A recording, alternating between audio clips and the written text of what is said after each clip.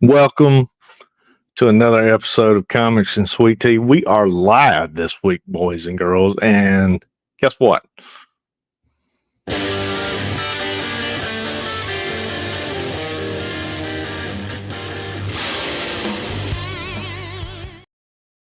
It's episode 50. Who would have ever thought we'd have made it this far? But guess what? We did.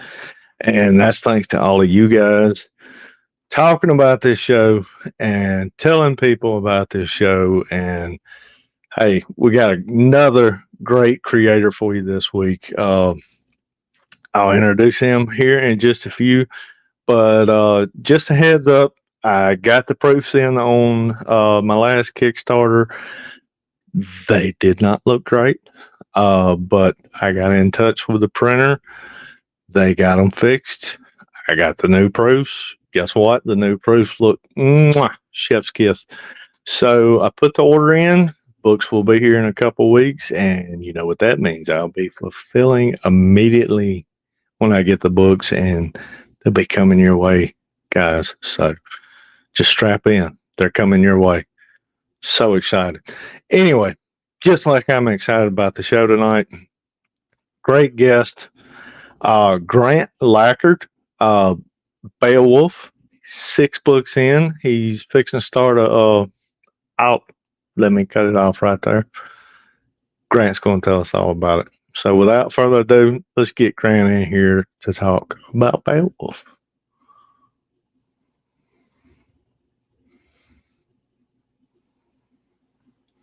Hey everybody. And there he is, just like that. Hold on, let me fool with the camera angles just a little bit, Grant. See if I can't get us a little better. Hold on. Whoops, wrong one. Oh, let's see.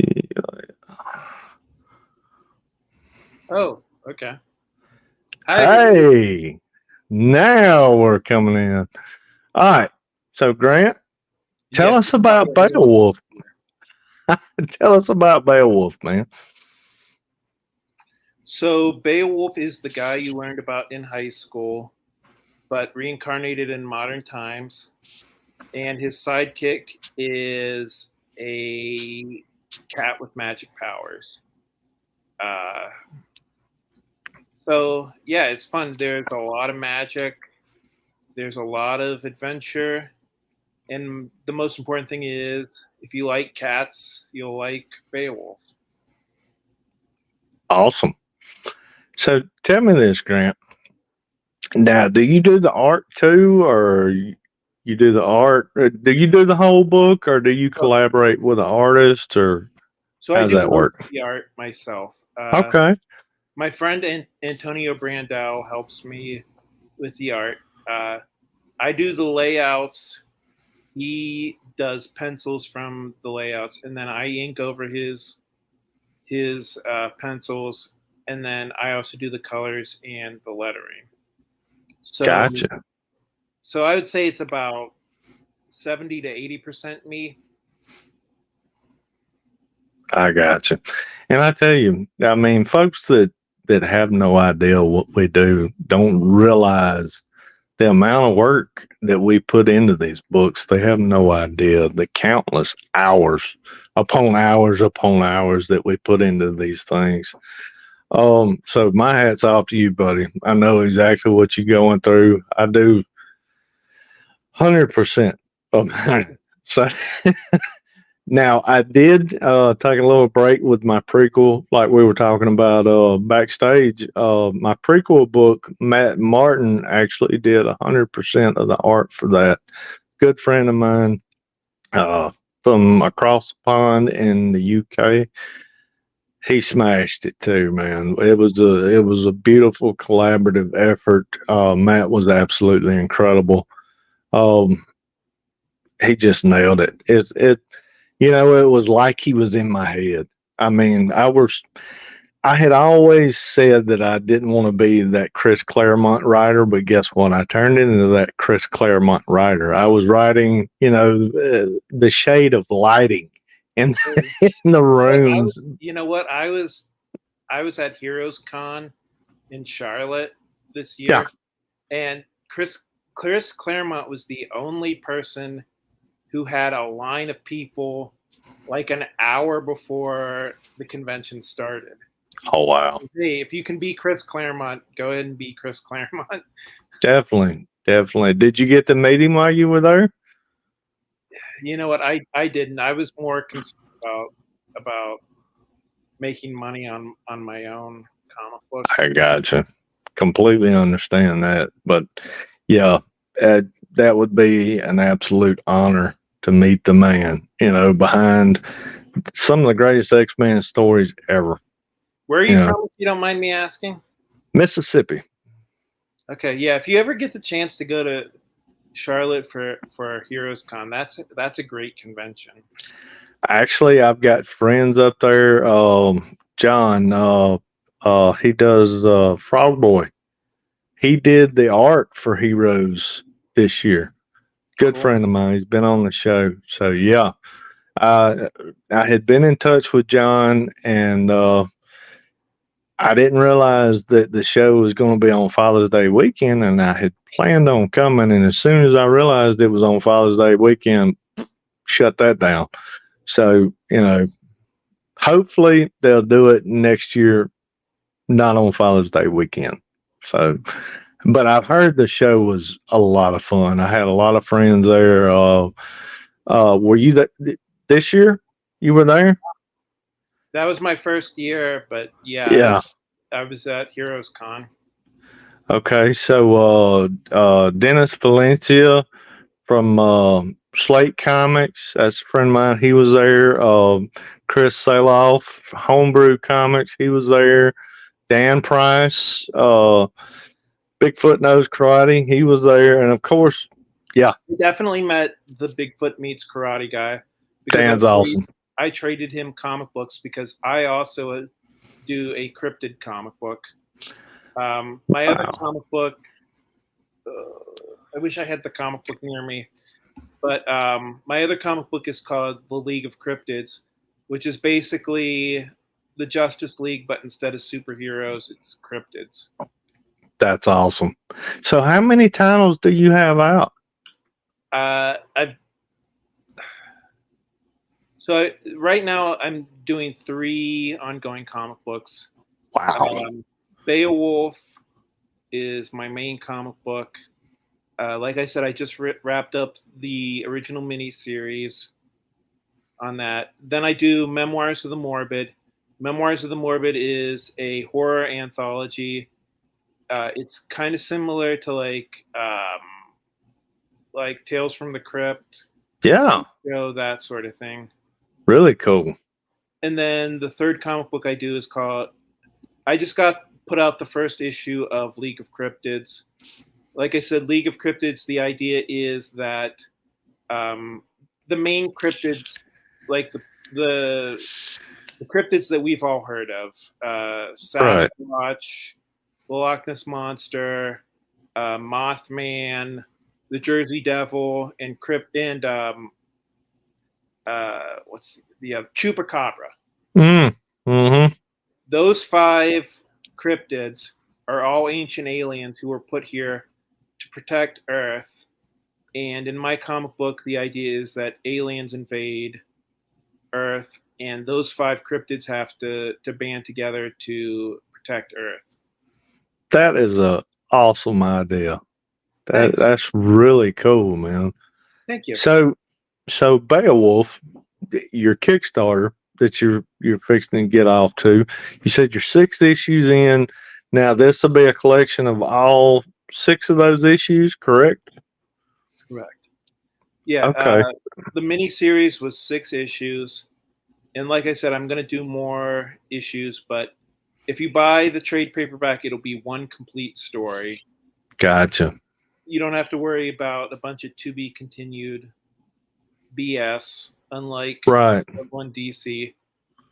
Um, yeah, and so the idea is Mooney, who is a very, very, very, very powerful wizard, reincarnated as a cat, and he's based on my real life cat. he finds out that a dragon has woken after a 1,000-year nap, and his idea is to go track down the reincarnation of the most powerful wizard from his time, which was, of course, Beowulf. But unfortunately, Beowulf has been reincarnated in modern times as a 30-something slacker.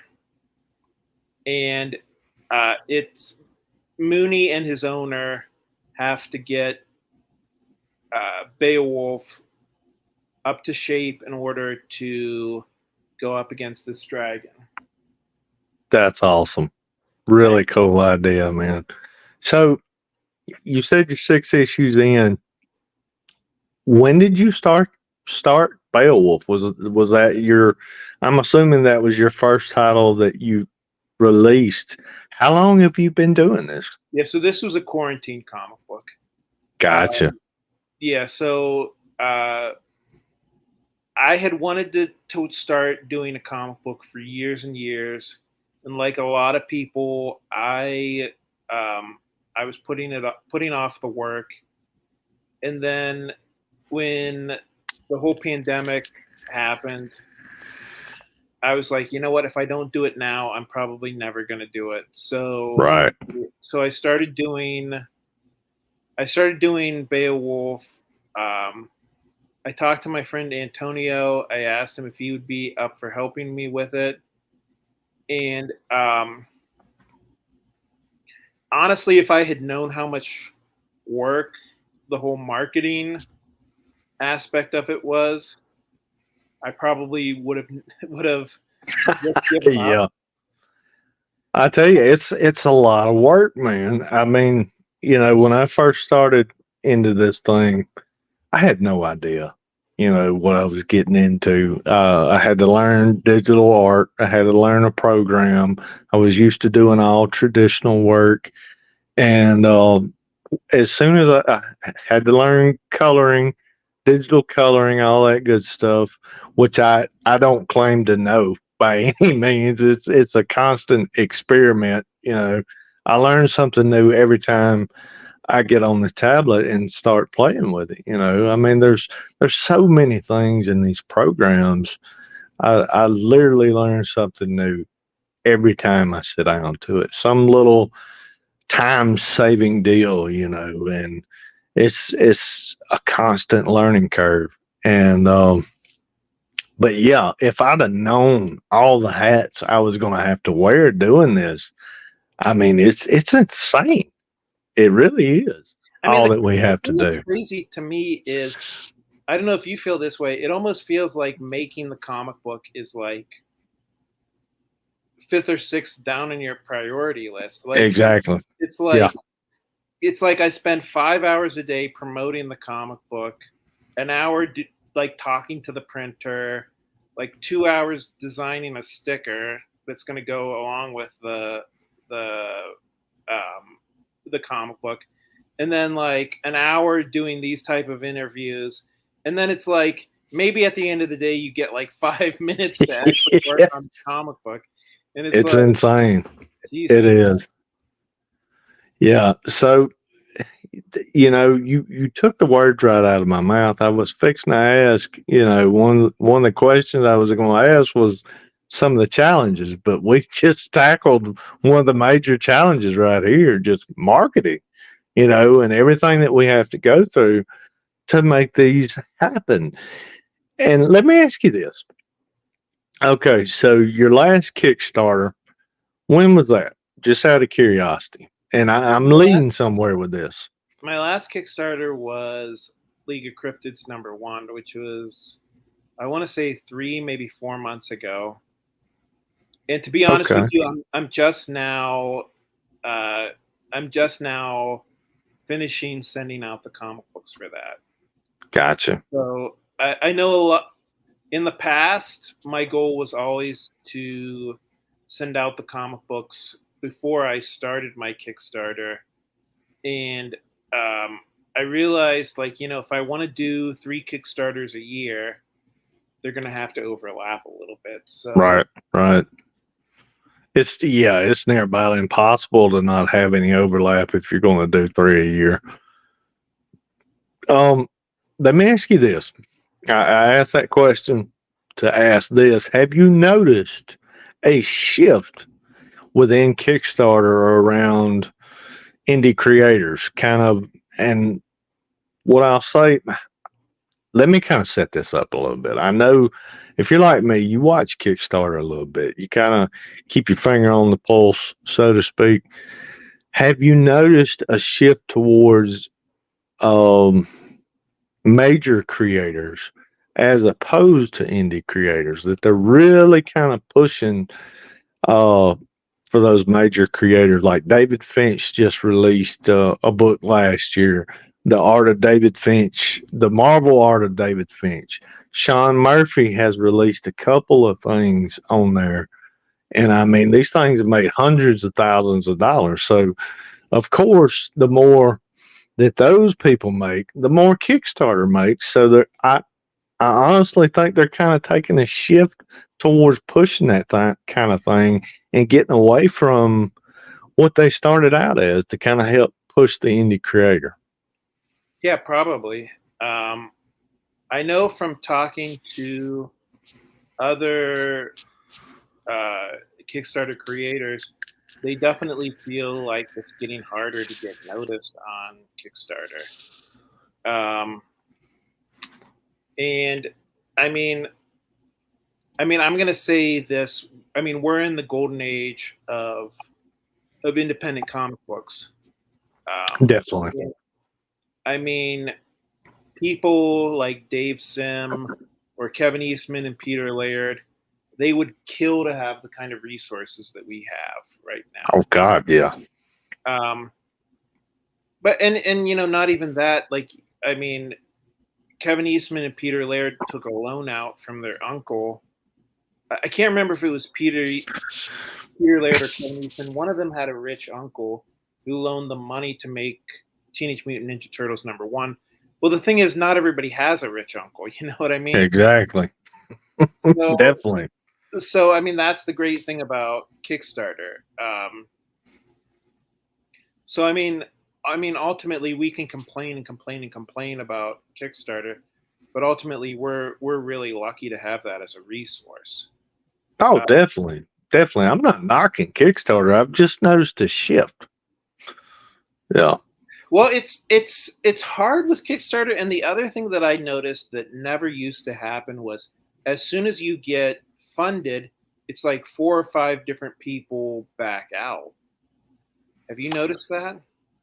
Now, I didn't have that issue on my last campaign, but the couple before that, yeah, it's like right at crunch time, they I'm back out at hoping the not to last have minute. that issue because I'm right now I'm about $200 from getting funded.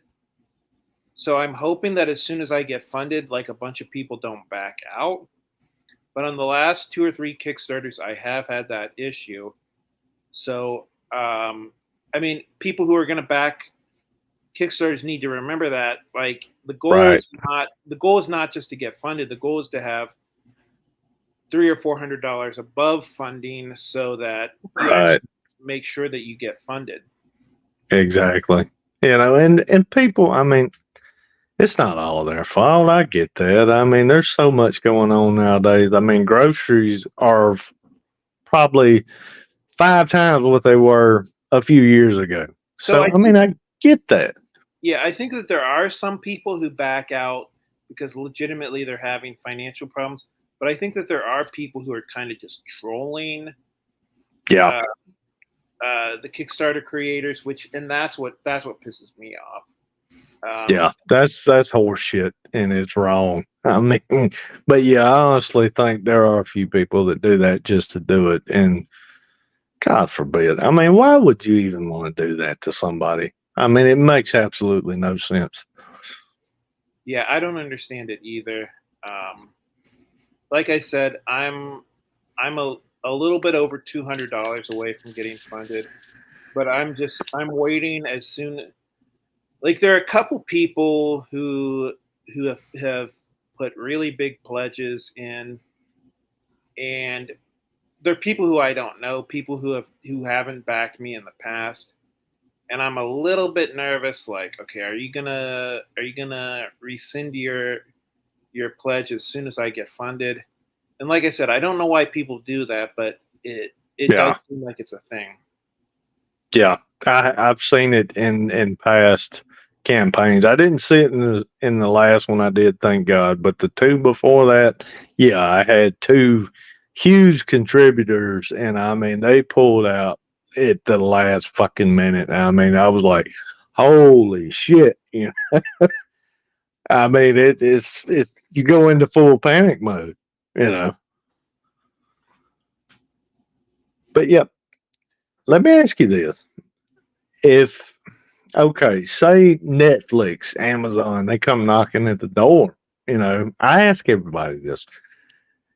If they come knocking at the door and they say, hey, we want to do something with Beowulf or your cryptid series or something like that, say Beowulf in particular, what other medium would you like to go into?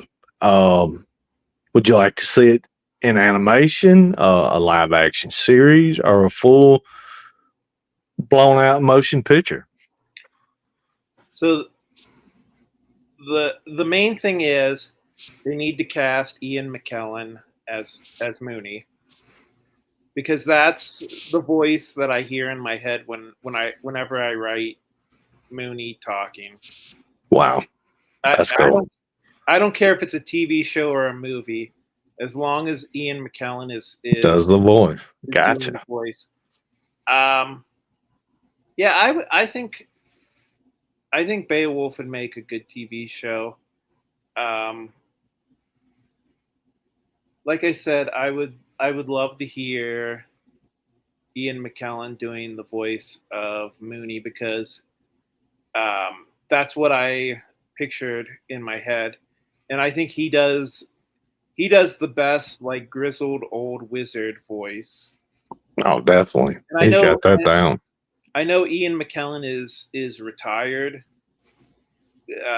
quote unquote, but I think he could make his way to, like, he doesn't have to actually act. He just has to do the voice. You know what I mean?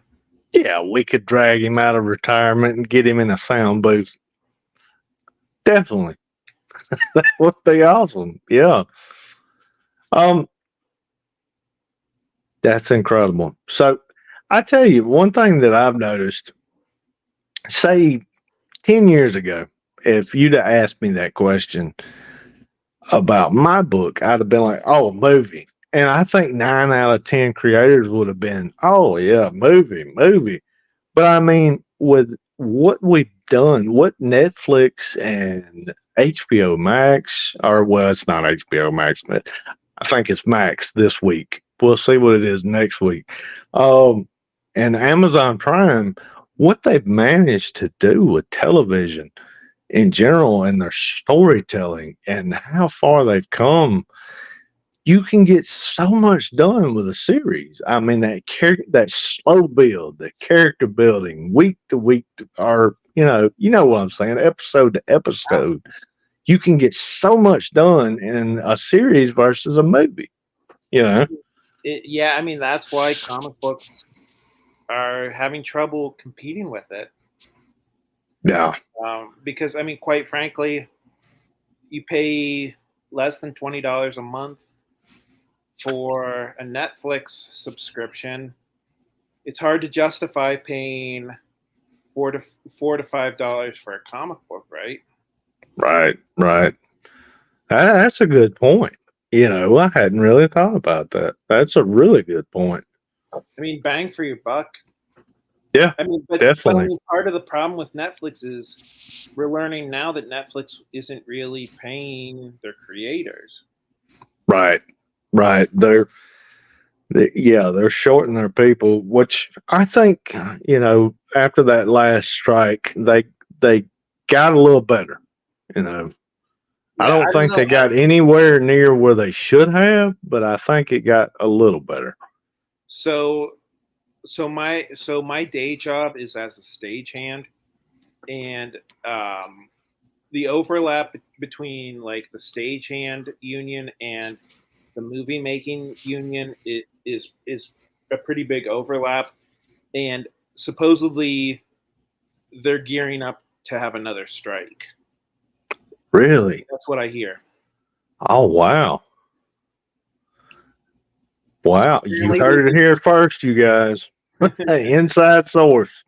so apparently apparently there's gonna be another movie slash TV strike, which Right. like I mean I agree with you about TV. Like uh, it's amazing to me how much TV has gotten better. Oh, yeah. Definitely. But I can tell you, people who work on TV shows are fucking fed up because one of the things is they expect they expect you, if you work on TV shows, they expect you to basically have like a mini movie every week Right. for the with in the same amount of time that they used to be able to make an entire movie. Oh, wow. You know what I mean? Like Yeah. if you're putting out a 1 hour TV show every week versus when like you used to be able to make an hour and a half movie once every 6 months, Right. and they want these TV shows to look just as good as the movies. Yeah, that's near about impossible, man. They're putting a lot on you guys. I can tell you a lot of these people who are working on these TV shows are fucking fed up with that Right. that time frame. Oh, no doubt. I mean, that's a huge undertaking. That's ridiculous. So you talked about a golden age of indie. Would you say this renaissance? I've said the same thing. I think it's sort of a indie renaissance, if you will, golden age, however you want to paint it. Same thing. Would you say that it pretty much is right up there with the creation of Image Comics? Would you say it's basically right at that level or close to that level with what we have going on with indie comics today? Well, yeah, I mean, in Image Comics, I don't know how old you are. Too old. Yeah, I was so around for all of that. I promise you. yeah, I think I was like 13 or 14 years old when Image came out, and I mean, Image has done a great job of moving itself to the forefront. They really have. And yeah, I mean, they put out a lot of great comic books. I mean, if you remember, people used to sit around and wait for like what the new Vertigo Months. book was. Yeah. And now I feel like Image has kind of overtaken them. But and I mean, it's not just Image. I mean, I think Dark Horse, Mad Cave. Oh yeah. Boom Studios has really kind of jumped to the forefront too. They're doing some incredible titles. Yeah, I think you're right. Um, so yeah, I mean, I definitely think that uh, the indie comic books are where it's at, right? Definitely. Definitely. So what are your thoughts? What are your thoughts on the big two? Marvel and DC. So Tell me how you really feel. Don't hold back. here's why I don't read DC and Marvel comic books. I feel like every time I read a Marvel or DC comic book, I feel like in order to understand what's going on, I had to have read like 5 or 6 other comic books. You know Right. what I mean? It's like Exactly. Yeah, it's it's like all one interwoven. ties into the next, and it's like I can't keep track of it. So any I still love the characters. I love Superman. I love Spider-Man. I love the X-Men. Yeah. I love Shazam. Shazam's one of my favorite characters. But it's like the only time I buy Marvel or DC is when it's like something out of continuity. Right. How did you feel about what was it DC did the Black Label? What how you feel about the Black Label? Yeah, I bought a few Black Label comic books, and I think that those are cool. And like I said, the thing that I like about them is that they're out of continuity. Right. It's a totally enclosed story that you don't have to read a whole bunch of bullshit to get into. Yeah. Do you still read Marvel or in DC?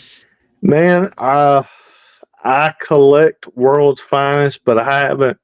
I'll be honest with you, I hadn't sat down and read one in probably 6 months at least. I'm so far behind. It's ridiculous. Most of the books I get now, I can tell you some of the books I get that I'm subscribed to. I get Something is Killing the Children from Boom Studios. I get the new one from Dark Horse, Helen of Wentworth. Um, that's from the creators that brought you Supergirl, Woman of Tomorrow.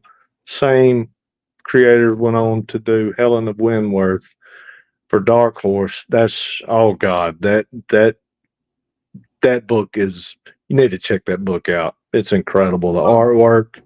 Evely Belquist, I believe, is the artist, and I'm probably butchering her name, but her art, I absolutely love it. She did the art for Supergirl, Woman of Tomorrow, and she does the artwork for this. And let's see what else I got. Let me think a minute. I get World's Finest. I still get Daredevil from Marvel, one of my favorite characters. Um, which that's another one I haven't sat down and read in a good while, but I do still get it. And of course, X Men. You know, Powers of X and all that. That the new introduction, the end of the Crocaean age. I had to get that. So yeah, that's where I'm at with the big two. But I get a lot of independent stuff. You still get a few titles. Hmm. But yeah, I love the Black series, the Black Label. Um, the one that Silvestri done a while back. Got those Oh, wonderful story. That the was one where Batman and the Joker were teamed up. yes, that was incredible. And anything Sean Gordon Murphy does through the Black Label, I get those. Yeah. Those are incredible. White Knight was the beginning of it, and I've followed all those and got every one of those titles that he's Yeah, did through the Black Label. I actually worked with one of the artists who works on those comic books. Really? Yeah, if you know Cormac McCarthy. That name rings a bell. Yeah. Yeah, he did the Joker comic book. Okay. Yeah. Yeah, he's really cool. He did one of the covers for one of my memoirs of the Morbid, which was cool. And then awesome. and then he went on to be he went, like I said, he went on to become like a really popular artist at DC. So I guess I asked him to do a cover right at the right time. Hey, that's perfect timing, man. Yeah. Wow. That's incredible. Yeah, he's awesome. Well, I tell you guys, I don't have the link in there now, but when you come back to watch this show later, I made it easy for you guys. The link for Beowulf. Send you the link. If you don't mind, I would sure appreciate it, and I'm gonna put it right down here in the description, and it's gonna be easy for you guys. You just hit the link; it'll take you straight to Kickstarter, straight to Beowulf, where you can pick this awesome title up. So tell me this, Nathan. Private chat, and I'll put it in the public chat too. But I know YouTube doesn't always like public chat. Yeah, it's saying that the comment has failed to post. But maybe if you I'll get on Kickstarter and pull it up, Nathan, and I'll attach it in there just as soon as we get through with the show. So you guys be sure and jump on that. It's going to be, I made it easy for you guys. You're not going to have to search anything. You can get right down there in the description. Um, Hit the link, it'll take you straight to it. And be sure and back this awesome project that Nathan has put so much of his time into. So tell me, Nathan, so you work on TV shows, you do comics. One more question, man. Mhm. How do you balance all this? That's one of my biggest problems is balancing life, my passion of comics, and tell me how you do it. Well, I'll tell you one thing. Like sometimes it can be hard, like mailing out comic books first. You know, when I get up in the morning, it's like, okay, what do I focus on? Do I mail out a bunch of comic books? Do I work on a comic book? Do I market? I'll tell you one thing. If it's been more than a couple of days in a row and I haven't done anything creative, I force myself to sit down and do something creative just because if I'm not doing that, then what the fuck is the point of this? Sorry, Exactly. I don't know if I'm allowed to swear or not, but Fuck yeah, man. Let her fly. my point is if I'm not doing something creative, like at least once every couple days, I might as well just have a day job. You know what I mean? Right. So tell me this, and I run into this. You know, we're talking about getting bogged down in all the bullshit, the marketing and stuff like that. Do you find that you get ill if you don't get to create like you want to? Like if I go a couple days without getting to sit down and draw something, man, I get pure ill. I really do. It affects my whole mood. Do you run into that? Yeah, definitely. Um, Uh, and like I said, that's kind of why I if ultimately you have to at least be doing something creative. Maybe not every day, but at least once every 2 or 3 days. right, Uh, right. because if you're not going to do that, like I said, you might as well just have like a boring day job, right? Exactly. Well, Grant, anything else you want to plug? Do you have you mentioned your other projects. Where can they reach out to you? Do you have a website? Can they DM you on Instagram? Plug Yes. your So stuff, man. the main thing I Where want, can we get your stuff? obviously, the main thing I want to plug is my Kickstarter, Right. Beowulf, and I sent you the link. Uh, and you guys can actually get a free sample of this comic book if you go to my website, or my publisher's website, which is comicsburg.com. Let me put that in the chat. I don't know if that's gonna work. That's not gonna work either. But I if you tell you what, you DM me that link and I'll take care of it just as soon as I get off here, Nathan. if I'll you get go all that in the to description. if you so I have a really distinct name. If you go to any of the social medias, Grant Lankard should come up. Um, FYI, I don't really use Twitter anymore, but Me either, man. I quit Twitter. I wasn't on Twitter maybe 6 months. yeah, I didn't like Twitter before it went crazy, but now Yeah, that I didn't either. I don't go on it much at all. But I have a real distinct name, so if you want to go to any social media, I'm sure you'll find me on there. But the thing that I was trying to really emphasize is if you go to comicsburg.com and then click on free comic book, if you sign up for my newsletter, you'll get a free sample of my comic book Beowulf. Awesome. Fantastic. Yeah, thanks. Grant, it was such a pleasure to have you on, man. Yeah, thank you. I hope. Oh, you're most welcome, sir. Thank you for your time. Best of luck with the campaign. And like I said, if you'll DM me those links, I'll get those attached in the description because I want you guys to get on this book and I want you to go back it and make this thing a huge success for Grant. Hey, you don't realize the hours we put into these things, guys. I mean, this is all about passion. We're not making much money off of this shit. We do it because we love it. So, hey, we got a dream. We're trying to make our dreams come true. So, make Grant's dream come true. Back this book. You get an awesome story. It's a win-win. So, guys, you have a blessed night. Grant, awesome talking with you, dude. Awesome to meet you. I hope this is a start of a long friendship. Can't wait to have you on again. Um, that's the show, you guys.